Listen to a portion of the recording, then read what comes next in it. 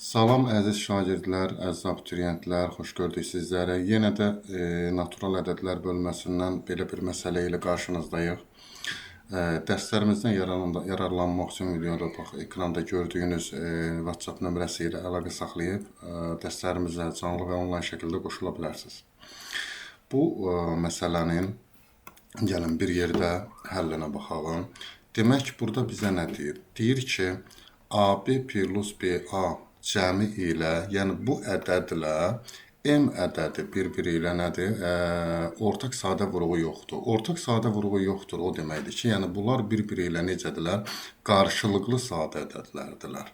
Biz də bilirik ki, qarşılıqlı sadə ədədlərin əkubu, yəni A ilə B ədədi qarşılıqlı sadə ədədlərdirsə, onda həmin ədədlərin əkubu onların nədir? Hasilinə bərabər olur.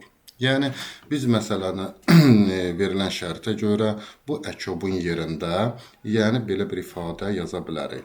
Yəni, AB plus BA vurulsun M, yəni əkobun yerində bu ədədlərin hasilini yaza bilərik. Bərabərdir 154 M yazırıq. Bu bərabərliyin hər iki tərəfini biz M-ə bölsək, burada əlimizdə AB plus BA bərabərdir 154 bərabərliyi qalır.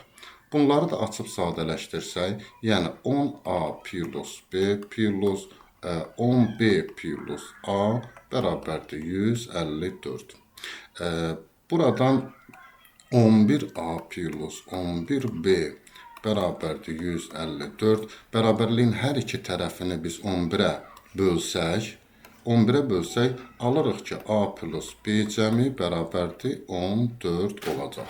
Bəs məsələdə bizdən nəyi soruşur? Deyir ki, AB ədədinin, yəni verilən AB ədədinin ən kiçik qiymətini, yəni ən kiçik AB ədədini tapın.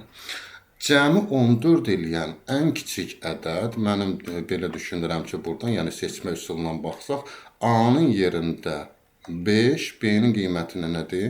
9 götürsək, onda axtardığımız ən kiçik AB ədədi 59 olacaq. Videonu diqqətlə izlədiyiniz üçün hər birinizə təşəkkür edirəm.